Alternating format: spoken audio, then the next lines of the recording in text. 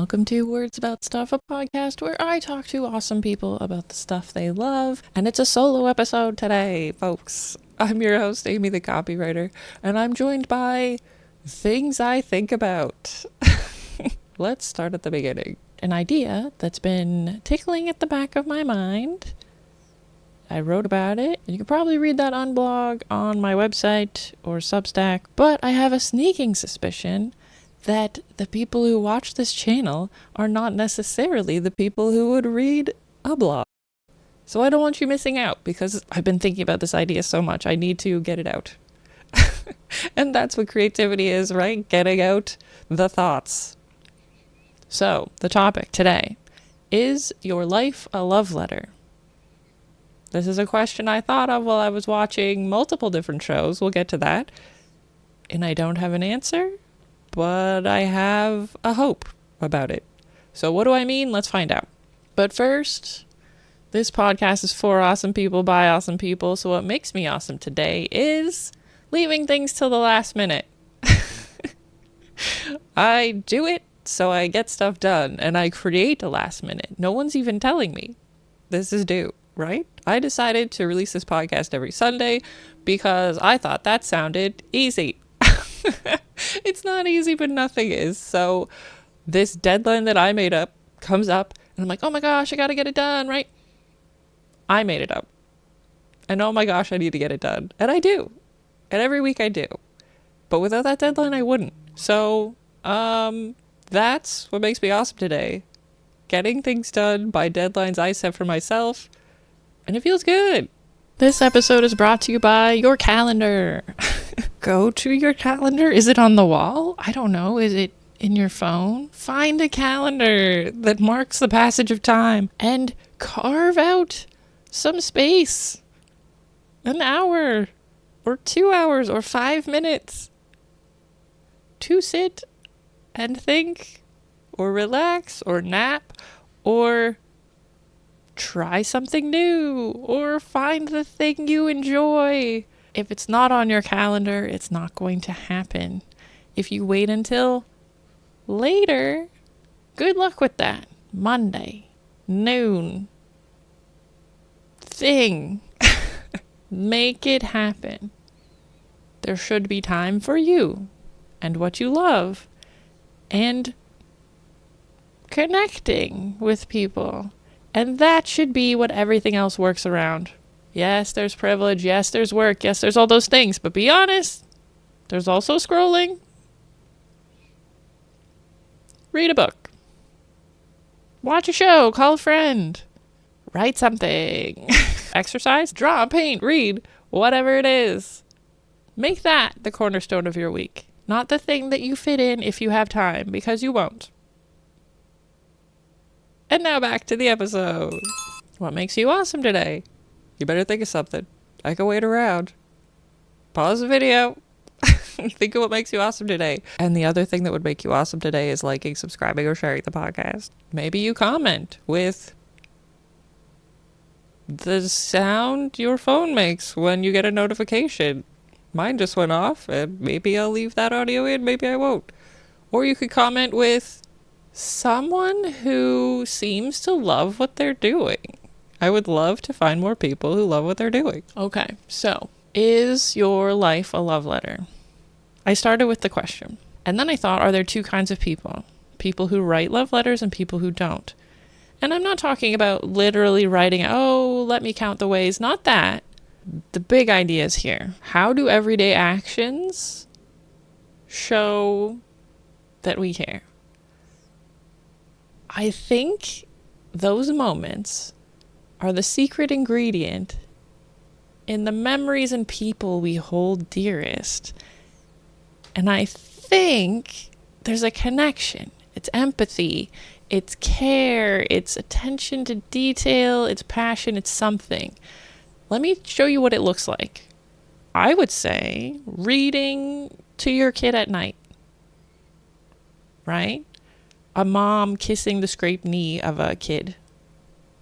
Did you know? Okay, rabbit hole. So that process of a kid is hurt and they say, ow, ow, ow. And the mom says, let me kiss it better, right? That's the first, let me kiss it better. They kiss the hand, and the kid says, oh, that feels better. There is science behind that. The idea that it feels better can help you feel better. That's what placebo is, right? You take a sugar pill, someone tells you the pill's going to help you. It does help you, because where do we exist? In our minds. When people say, oh, that's just in your head, that's where you are. If it's just in your head, that is the entirety of how you exist in one sense, right? Your physical body is here and that's fine and it's giving you inputs, but if it's just in your head that you can't feel your arm, then you can't feel your arm. There's a soothing aspect of, I'm here for you, I heard you, you're in distress, and I'm here, I'm physically here, right? There's that. What else is a love letter? When your friend loans you their favorite book, I consider that a love letter. When your neighbor shovels your sidewalk. When someone says, I saw this and thought of you, and they text you, that's what I'm talking about. Not romantic love. I mean, that's fine. I guess that's connected. But a dog wagging their tail when they see you. And I think it might be my favorite sound, a baby laughing. You know when you make a baby laugh? That's crazy. They don't know anything. Their eyes barely work. And they're laughing at something you did. Whoo, that's power. That's wild. So I'm talking about signals that say, I see you, I'm here, I care, you exist, and this is something I want to do to help you, or this is something I'm excited about. I don't know if those are the same idea. You'll have to tell me if I'm making any sense. So what isn't a love letter? Maybe that helps too, right? What is it? What isn't it? It isn't fear. Fear is the opposite of love, I think. If we have to pick one, maybe you would say loneliness, but I don't think so, because being lonely, we'll get into it. Fear leads to hate, leads to violence, leads to fear, around and around and around. You can tell when someone has stopped writing love letters for the moment if they are enraged, road rage, right? Joining ICE. Maybe they think they're writing a love letter to their family or to their in-group, but that doesn't count if you hate other people, if you're afraid of other people. I think when you're operating in the realm of fear and hate and reacting, oh my gosh, someone's going to take my jobs, when you start deporting people, I think you've stepped out of the category of care and empathy and community, and you've stepped into fear and isolation and bad. And I don't think anyone can be perfect all the time or ever. Let's start there. You can't be perfect ever. Everyone is doing the best they can all the time, and that might be disheartening. Most people wake up and want to have a day, take care of their family, spend time doing things they like. But there are moments when we're all at our worst selves, right? Our worst selves at our worst moments. And for some people, that seems to last an entire lifetime. Let's avoid that. How can we avoid that? How can we be someone who writes a love letter instead of not? We're all going to be upset sometimes. We're all going to make the wrong decision sometimes. We're all going to be a little sharp or unkind, especially if I'm talking to a robot on the phone for the 300th hour of trying to get through to a human being. We're not always our best selves. But then there's a neighbor in a red sweater singing about imagination. There's a military-trained, poofy-haired painter teaching you about happy little trees. There's a won't-give-in scientist making a stand year after year after year. Have you caught on to what I'm hinting at here? Some people love, and it shows, and you've seen it. What does it look like? It looks like delight. That person is excited. They're rambling. They're kind. They're welcoming you in to whatever it is with wide open arms. Have you seen that? They say join in. They don't hoard and hide and keep you out. They don't, because they love the thing. They want to talk about it. They want to share it. It looks like expertise. Have you seen musicians who love what they do? It flows out of them.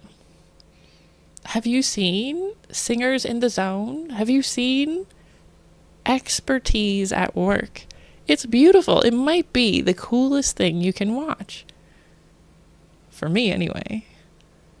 It's something practiced over and over and over again for a lifetime, not because they had to, but because they loved it. It says enjoy. And I hope those performers are having fun up there. I know some people say they have crippling stage fright even years into their career, but they get something out of it. They must love practicing, or they must love the moments after performing and have a fugue state in between. Expertise. It's not a chicken and the egg. I don't think you get expertise without loving what you do. Or maybe you love it so much you get expertise, or you do it so much you're an expert. There's a disconnect though. Some people can be technically perfect. They can be technically amazing at what they do, and you can tell they don't love it. And we go through phases. Sometimes we love what we do. Sometimes we hate it. The creative process, we've talked about that several times on this show. I'm writing and I love it and I love it and I hate it because I can't figure this out. And then I love it again. That whole process to me is love. The absence of love is using AI to do all of the parts that are hard and good and painful and rewarding. So what else does love look like? It looks like a dog with a bone. I won't give up. I can't give up. Something you come back to over and over and over again. Perseverance, stick-to-itiveness. You find your way back to it, or it finds its way back to you over and over and over again. So love says, I'm here to stay. I can't look away. This is important. The next big idea that flows to me from these questions. What if love is the default? I know if you watch the news or TikTok or blah, blah, blah, blah, blah, you're going to see a lot of not love. You're going to see a lot of fear and hate and anger. And that's there and it's true. But what if human beings are wired for empathy and community and kindness? And the reason all of that hate and anger makes us feel so bad is that it's counter to our default. What if 99 out of 100 people are amazing? And one is running around the town with a machete on fire, screaming about asteroids and aliens coming to take us away. That's concerning. We need to bring that person back into the fold, back into society, back into safety.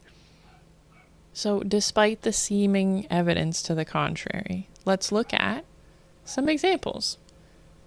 That the factory setting of the human condition might be empathy, connection, and love. Number one example. I've been watching Call the Midwife. I started watching it. I watched all of it. Yes, there are many, many seasons. Yes, I spent many, many hours watching it. What a beautiful show. So many passages about caring for each other. Here's one. Everyone agrees that life is beautiful, and we all accept that it is fragile.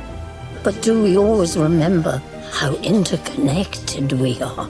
How everything we do touches other people's lives and echoes far away in other places. Angela, honey.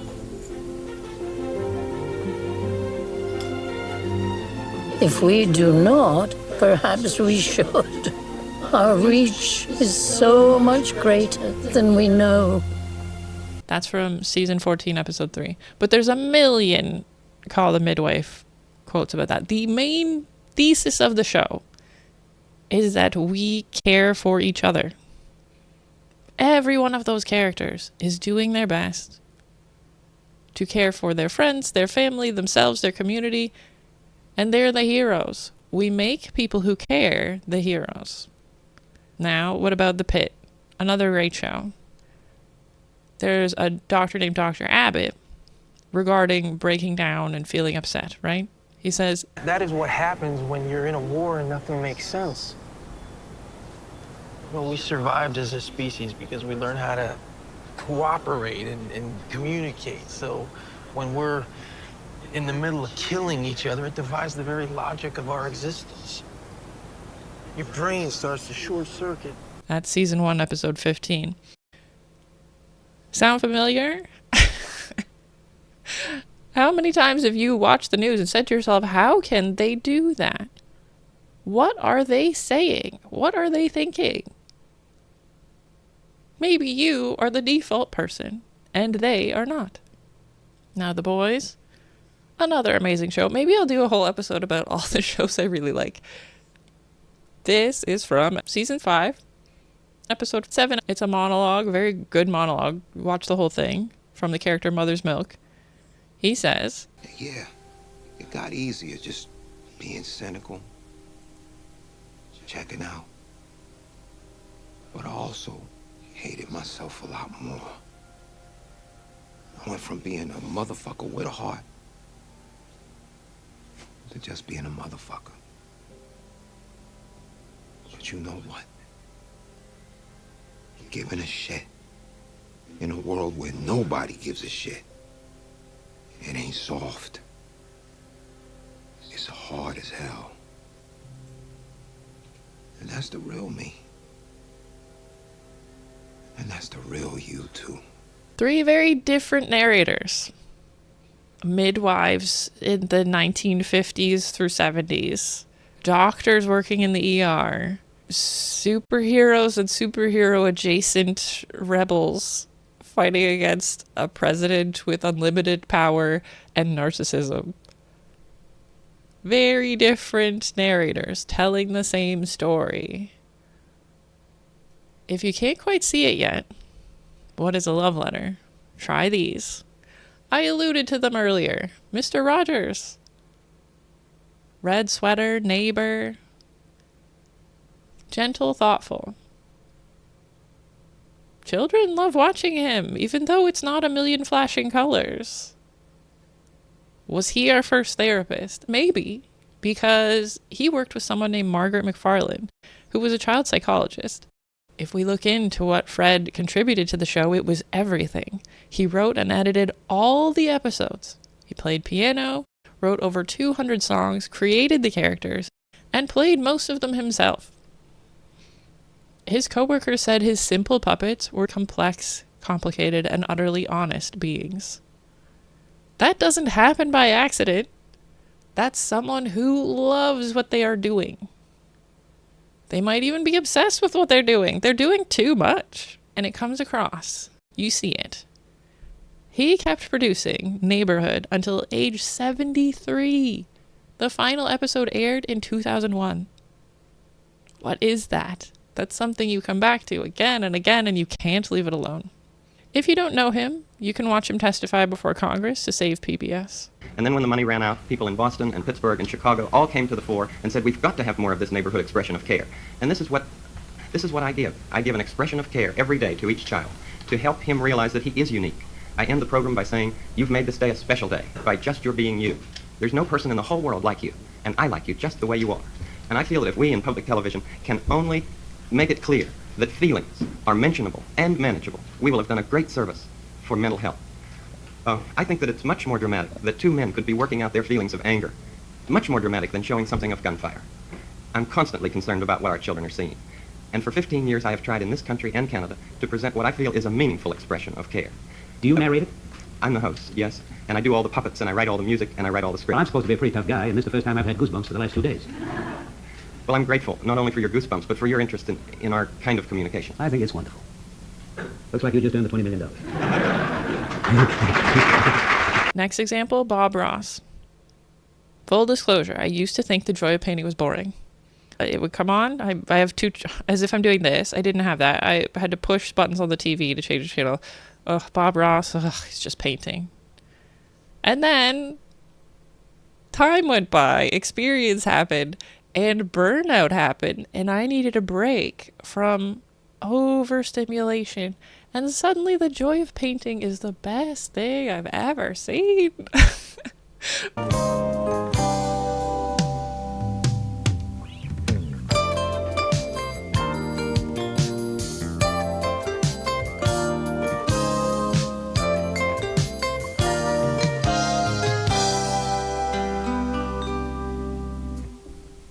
Hello, I'm Bob Ross, and I'd like to welcome you to the 29th Joy of Painting series. If this is your first time with us, allow me to extend a personal invitation for you to get your brushes and your paints and paint along with us each show. And if you've been with us before, please allow me to thank you for inviting us back for another series of painting shows. We'll use about a dozen colors of some unorthodox brushes, and each show I'll show you how to put some of nature's masterpieces right here on the canvas. So I tell you what, let's get started. Relaxing, encouraging, joyful Bob Ross. Did you know he used to be in the United States Air Force? He painted from when he was young, but during his time in the Air Force, he had to paint quickly on his breaks. He was a first sergeant. His job was yelling at people. Acting tough and yelling at people. Bob Ross, as soon as he left the military, he spoke softly and painted with a big brush. He told us there are no mistakes, only happy accidents. That's love, something you come back to over and over, even when you're in an environment that makes you not yourself. You're finding little ways back to it. And when you have the chance, big ways back to it. Example number 3 of writing a love letter with your work, Bill Nye the Science Guy. Passionate, fun brainiac next door.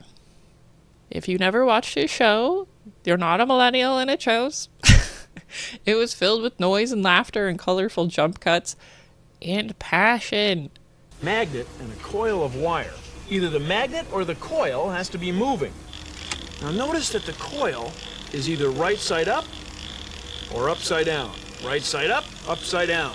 And the electricity that gets made goes this way or that way. This way, that way. We say it's alternating. We call it alternating current, or AC.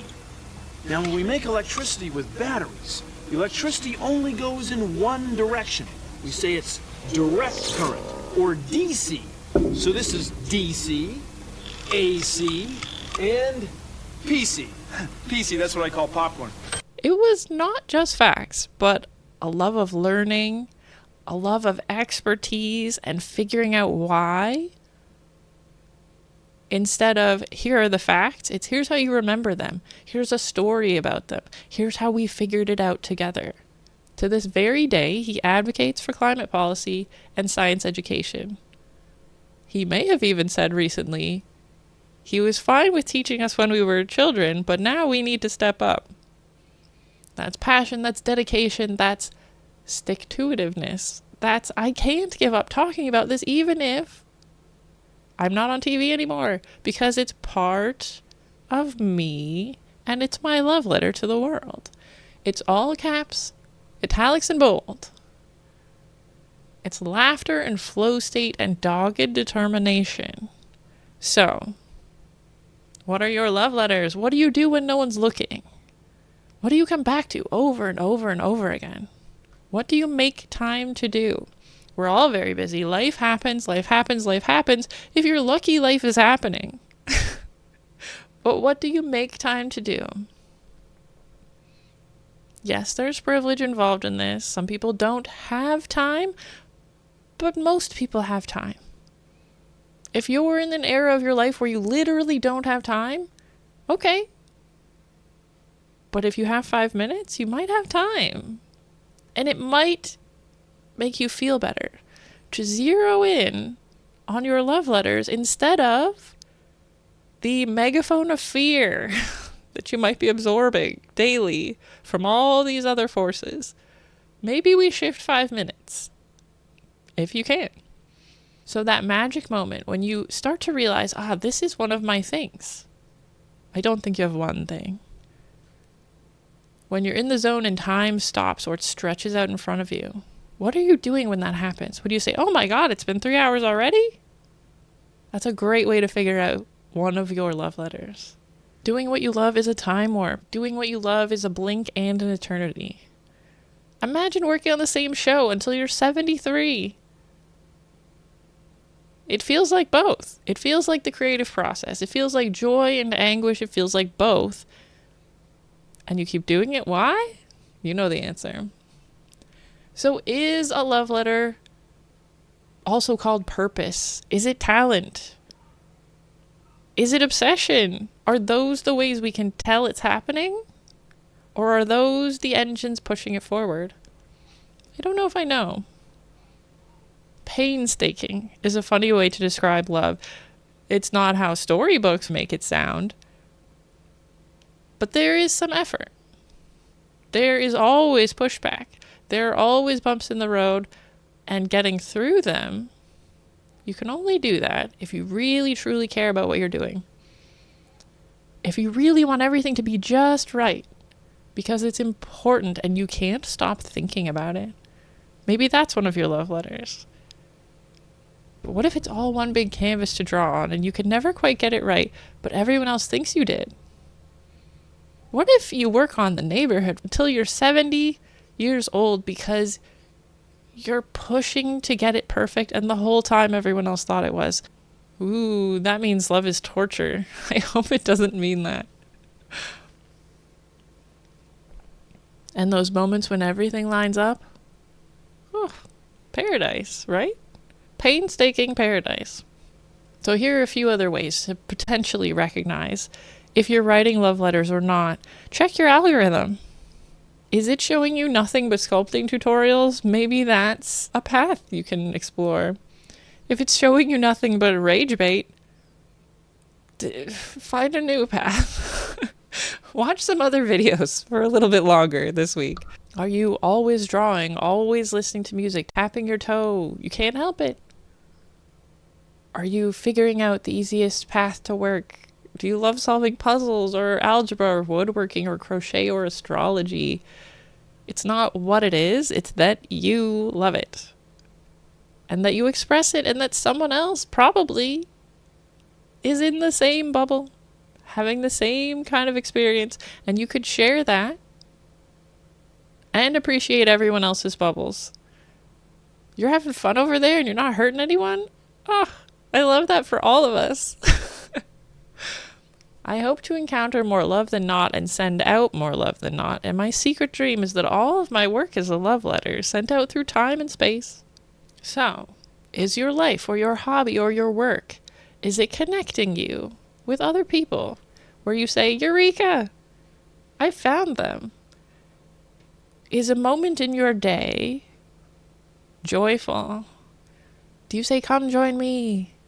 Are there magical, time-free minutes where you're doing something you always seem to come back to? Then you're writing love letters. And I hope you write more of them. And I hope you say to others, I see you and it's important. And I see me and that's important too. So are you writing love letters or not? We wind down on words about stuff with a bit of introspection. What's been working for me lately? Rambling about ideas I have and watching awesome shows where I can tell people love it. Oh my gosh, Better Call Saul. Every frame is a painting. Every script is a study of the human condition. That's love too. That's what's working for me. Watching things people care about. They made it with blood, sweat, and tears and intention. And they were probably tortured through the process, and I can enjoy their labor. We end every episode with an exceptional outro I haven't thought of yet. Until then, we're stealing. As Bob Ross always says, I can't think of anything more rewarding than being able to express yourself to others through painting. Exercising the imagination, experimenting with talents, being creative. These things, to me, are truly the windows to your soul.